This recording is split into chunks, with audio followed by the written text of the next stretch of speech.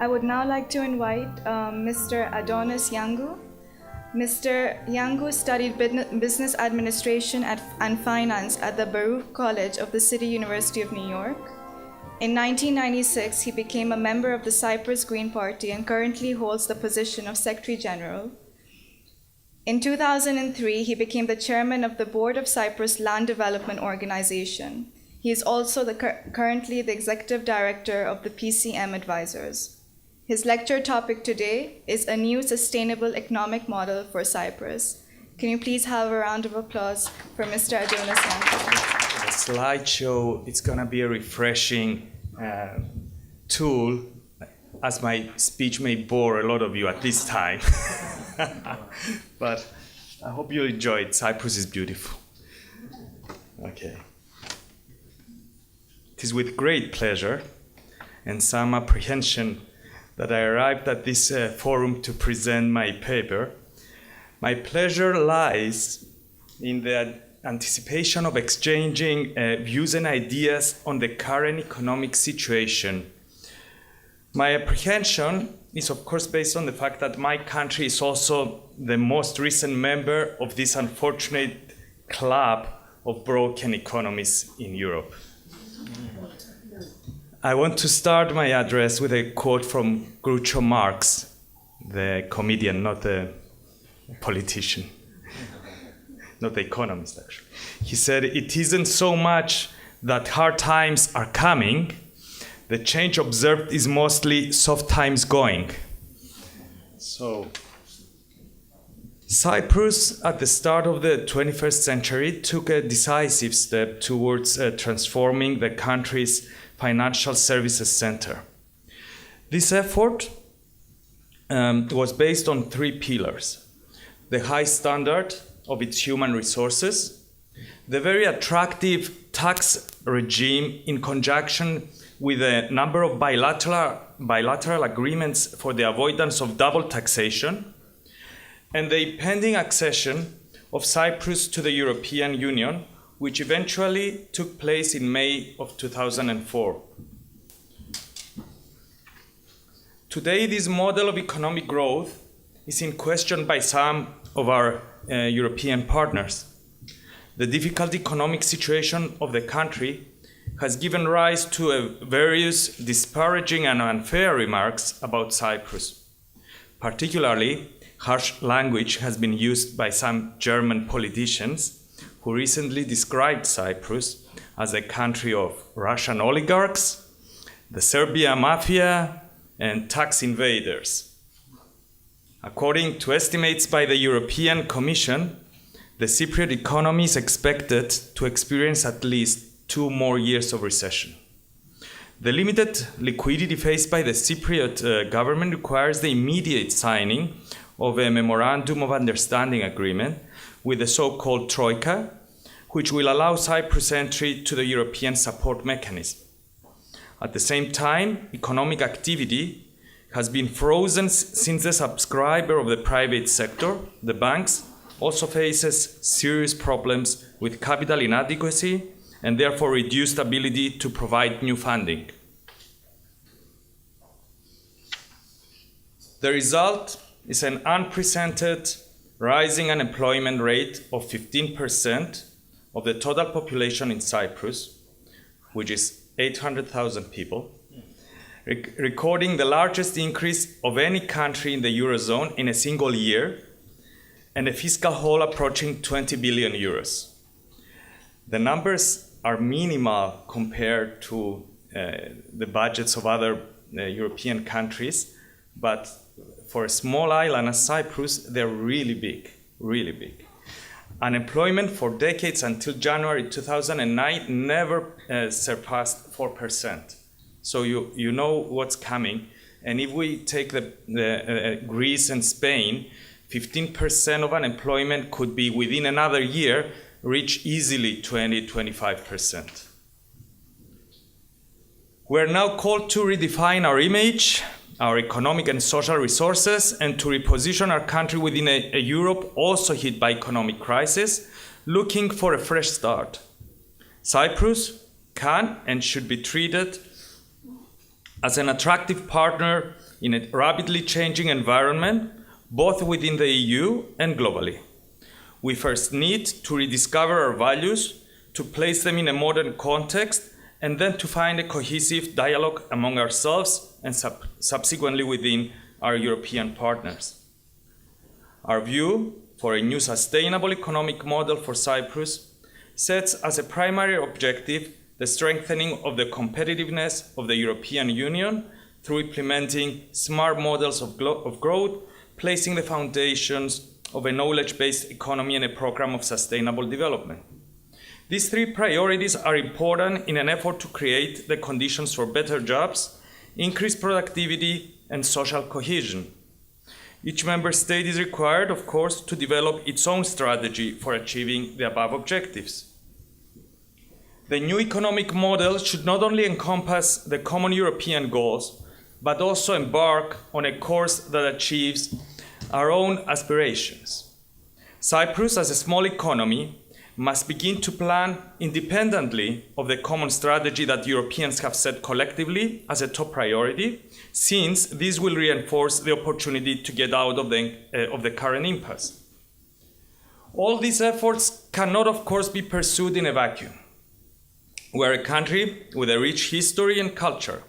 We have our own unique features, peculiarities, and strengths.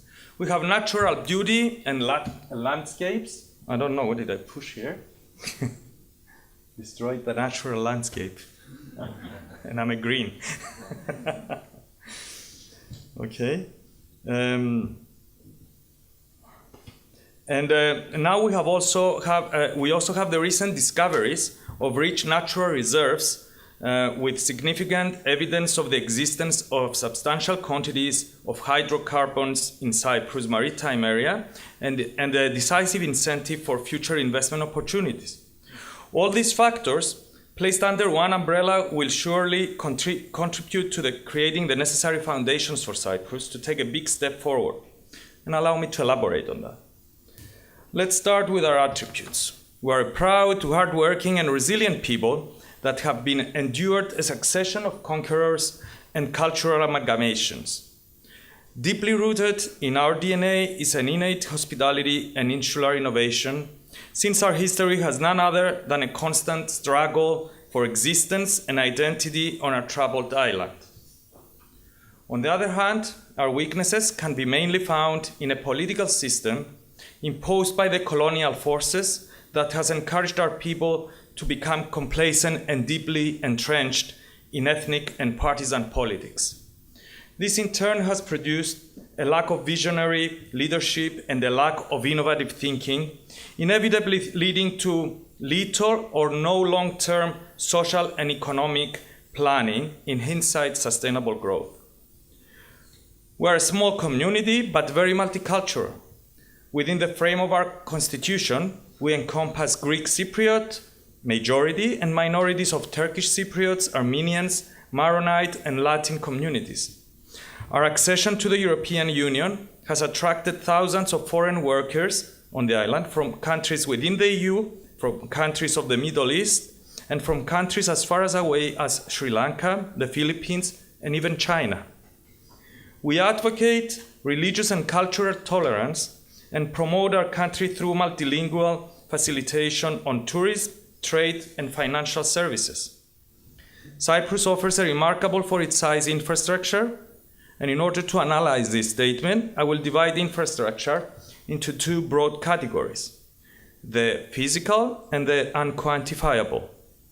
The physical infrastructure includes an accessible and rich green environment, clean and safe seas and beaches, and a high-quality network of roads. The unquantifiable infrastructure includes our public services and utilities, the friendly legal framework, a stable and secure living environment for individuals and their property, public and private healthcare, and an education system at all levels. So you might ask, what happened? Well, I will not waste your time analyzing the past. I would like to present to you a plan for the future. The question we face is, how do we now move forward? Cyprus, first and foremost, needs vision as a process of convergence of our efforts on common goals and aspirations. Our country could evolve in various directions, all which are complementary and mutually supportive. Let me give you some priorities that Cyprus shall pursue. Since an explosion in 2011 that destroyed the island's main power station, actually the only power station nowadays, Cypriots have been paying the highest electricity rate in the European Union, adding additional distress to an already overwhelmed by the financial crisis society.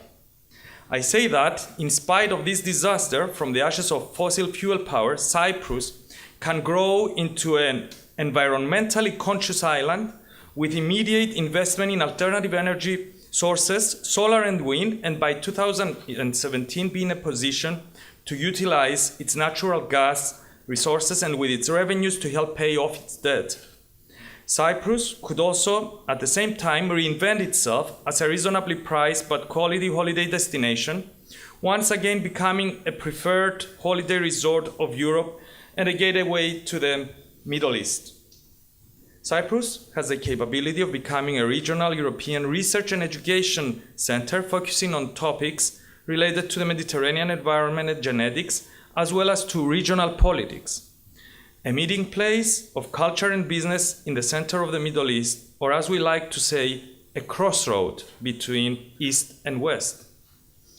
A conference center of the European Union that can serve as a kind of Mediterranean Switzerland for the surrounding Arab countries with fledgling democracies and uncertain futures, and a peace catalyst for their relations with Israel. To realize all or part of the above, we firstly recognize and then solve our weaknesses. We try to provide our country with those skills that will enable us to succeed in an admittedly very challenging and volatile environment. To win tomorrow, we now need to fight all these weaknesses accumulated over the years that had kept us from our goals. For a start, in Cyprus there is a digital gap with the rest of Europe. The integration of what we call an e-society is still at a very early stage, while many continue believing that all is well. The problem is the inefficiency of government agencies, which while visible in drafting and designing programs, fail to follow through with transparent procedures or deliver the expected results. The conquest of the information society requires investment in new technology, investment in human resources, in restructuring structures and processes. In Cyprus, we are only limited to the first and still strive to follow through with the rest.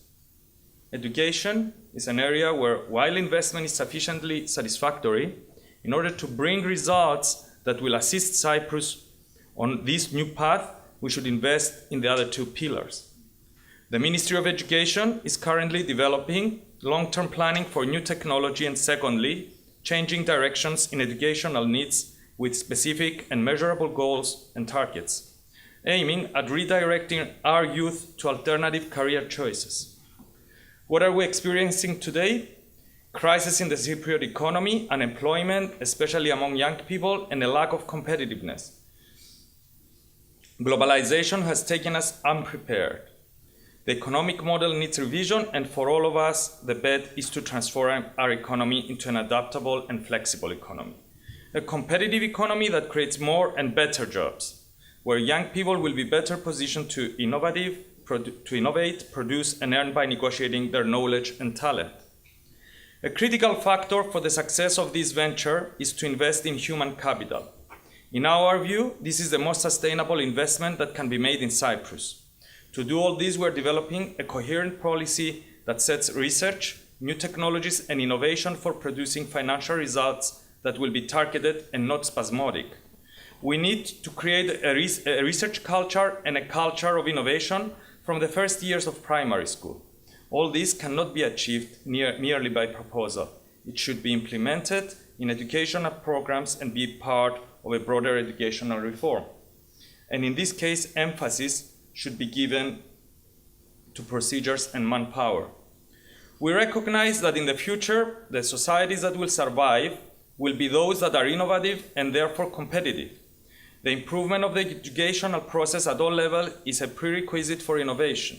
We have an obligation to prepare the new generations in a way that is competitive in the labor market, both in Cyprus and internationally.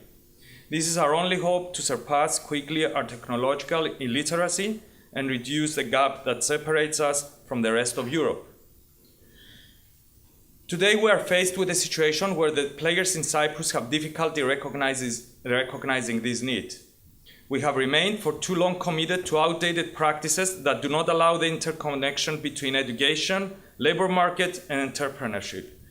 At European level, there exist better practices that we can and should study carefully. Many countries have already introduced into their educational programs innovation, competitiveness, and entrepreneurship, creating favorable conditions for the practical application of the knowledge economy. In the case of Cyprus, the introduction of technology and innovation in our educational system is a national investment. In a nutshell, this is my vision for a new sustainable economic model for Cyprus. To become a successful state of the EU, to place a standard of excellence and a code of ethics in the services and products we provide.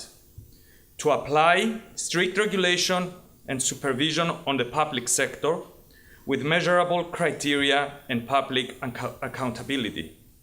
To become a green, welcoming, multicultural island with a standard of excellence in ecological development, services, and innovation surrounded by blue beaches under a warm sun, aiming not only at satisfying the materialistic, but also the holistic well-being and the happiness of the citizens.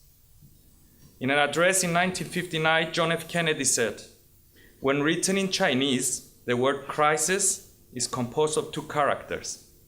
One represents danger, and the other represents opportunity. The challenge lies ahead, and we have to choose whether to view this crisis as an opportunity or to allow it to overtake us." Thank you.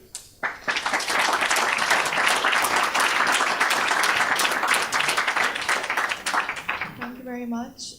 We can now move on to questions.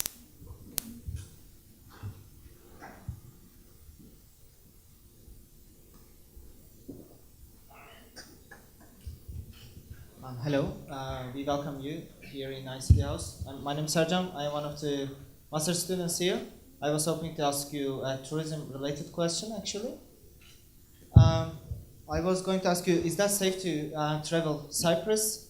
Because the northern Cyprus is under invasion of Turks, and I don't know what's the situation right now with Turkish people. And there have been some plans, like from Kofi Annan and everything, but Cypriots said no, and Turkish people said yes.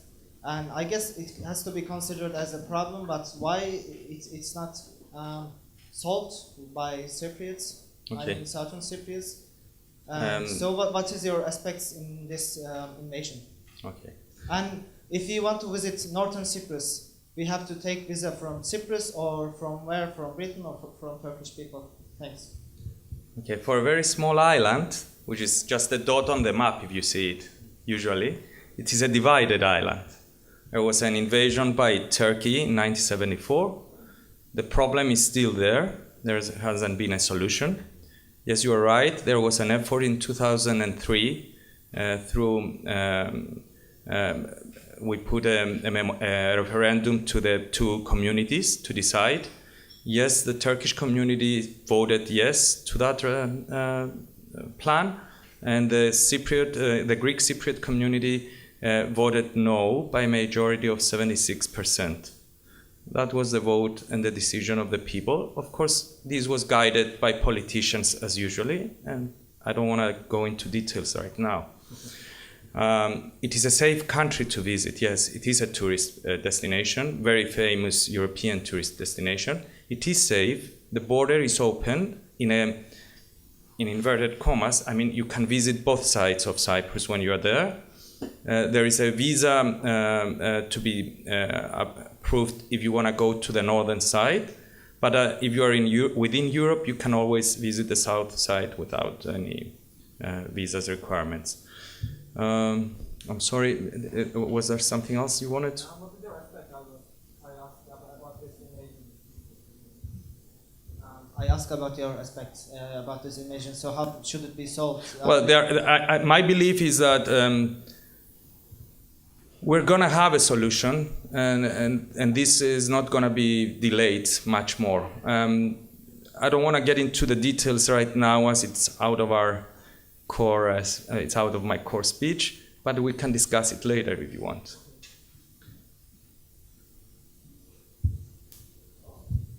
Thank you, sir. Lamile from South Africa.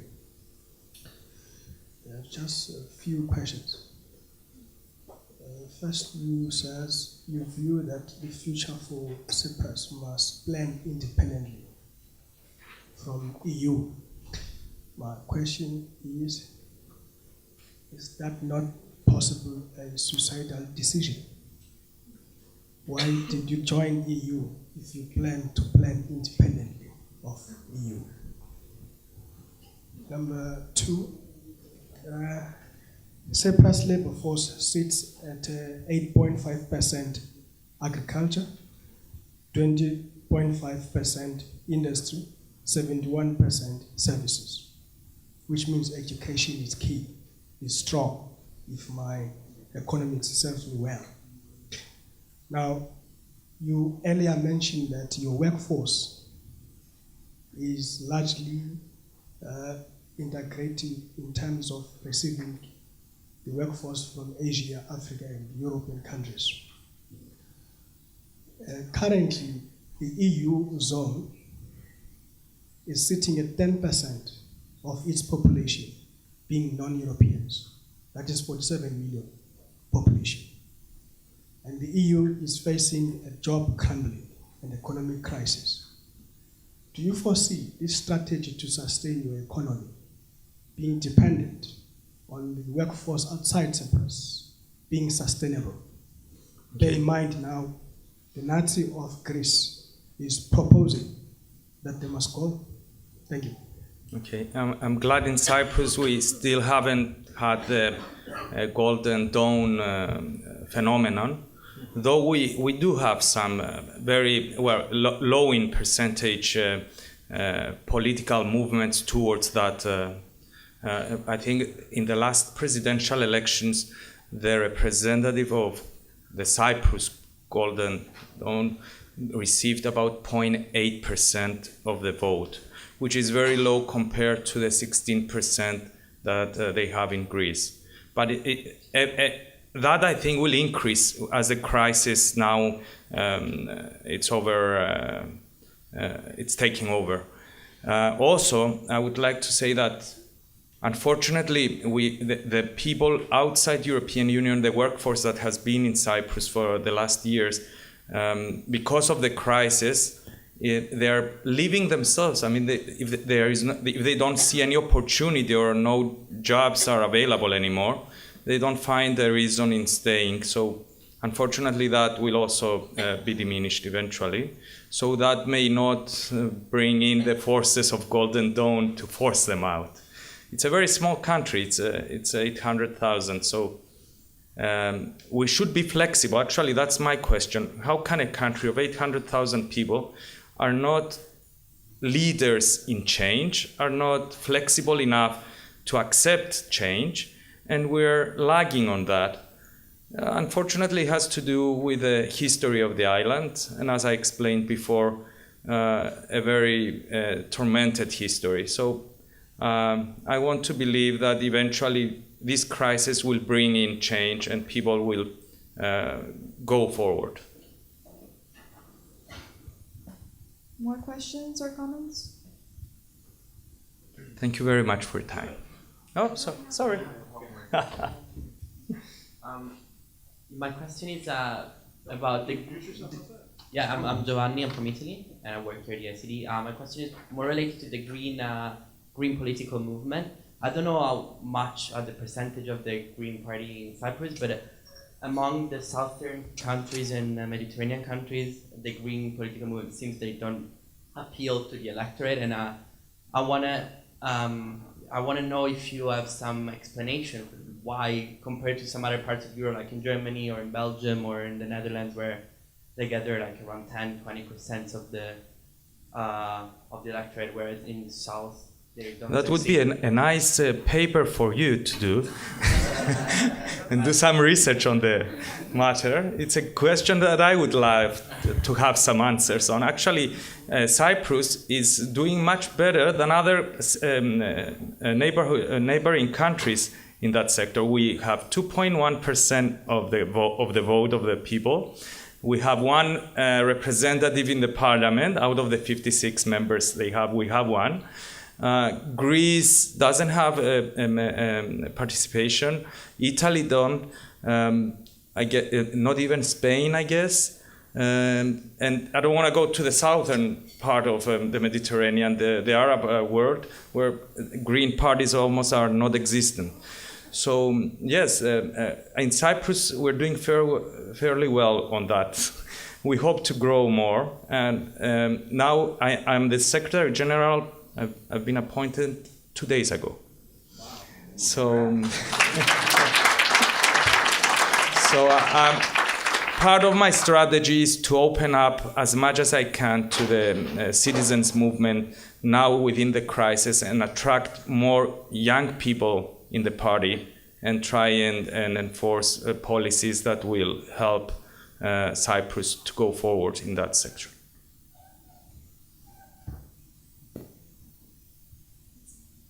Allow me to ask a related question. We were talking about this over lunch as well. I think for the region, as you were saying, Cyprus is doing relatively well when it comes to the green movement compared to its neighbors.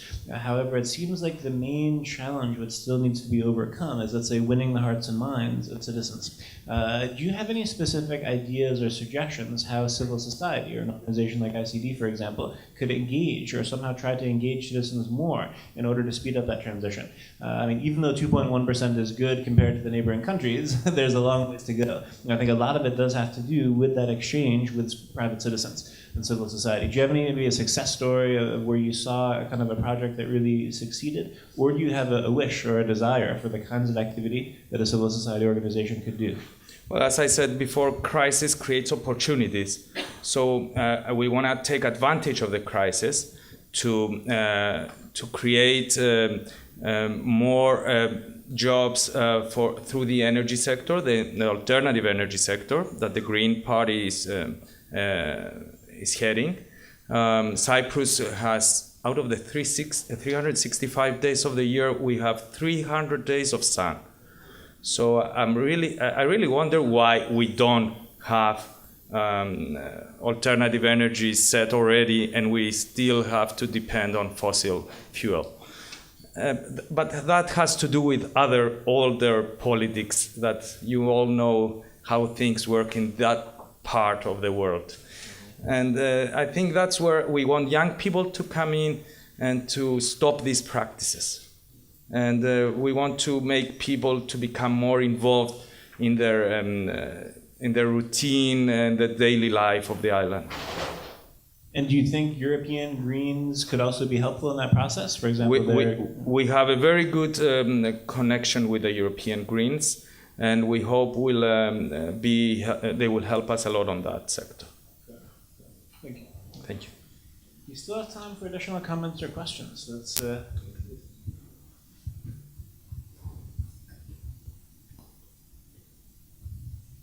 I'm sure you missed my first question. Okay, that's why I wanted to. Planning alone. I also noticed. There were a lot of parts in your question, and I couldn't hold all of it. Just an additional point of clarity. I've noticed that your major export destination is Greece, followed by UK. Third is Germany. Those are major top 3 export countries in terms of your final product. Now, as a senior person in that country, do you see this economic boom sustainable if the economic crisis continues in Greece, which is your main export destination? And bear in mind again my first question, planning independently, but you are in the EU. Is it a strategic path? Okay, we are in the EU, but we still are an independent country that has to resolve their own problems. That's why we have to prioritize on that. We have a lot of problems, actually. The financial crisis is, Cyprus is number one now as a priority to the European Union in order to resolve the financial crisis. We are ready to sign a memorandum with the Troika. Actually, I guess within this month we're going to have the memorandum signed, and hopefully we'll put our shop in order, as there were a lot of problems and a lot of trouble in the past. Okay, now about the export capability. Okay, we're in a crisis now. I don't think the figures you mentioned are still in existence. Mostly what drives the economy right now is the financial services sector, and that's what we're trying to keep alive. Tourism has problems. We haven't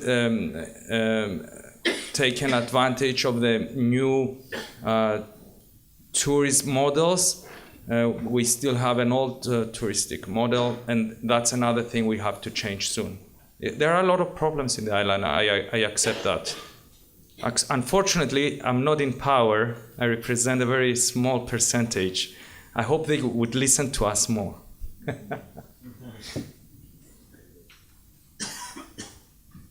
Thank you very much.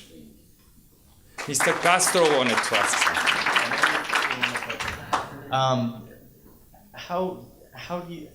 How is Cyprus helping to develop the youth through various programs in order to kind of keep your economic growth within the country to Cyprus and not kind of export out to different places, right? So are there various programs or different things that Cyprus is trying to do to engage the youth further? Okay, first of all, Cyprus, as I said, it's a very small island and doesn't have a lot of scientific projects that could involve the young. Let's say a geneticist who is in the States will never come to continue his research in Cyprus unless there is something specific, I mean. So I guess we're talking about a very small country, and we're concentrating on our strengths, and we're not trying to become something we can never become. Sure. And the youth population in Cyprus, what's the actual percentage there? Population. Actually, there's a problem with the population. We have an aging population, and that's another problem. And the unemployment in the youth sector is, as in the rest of Europe, it's about 25%. Thank you.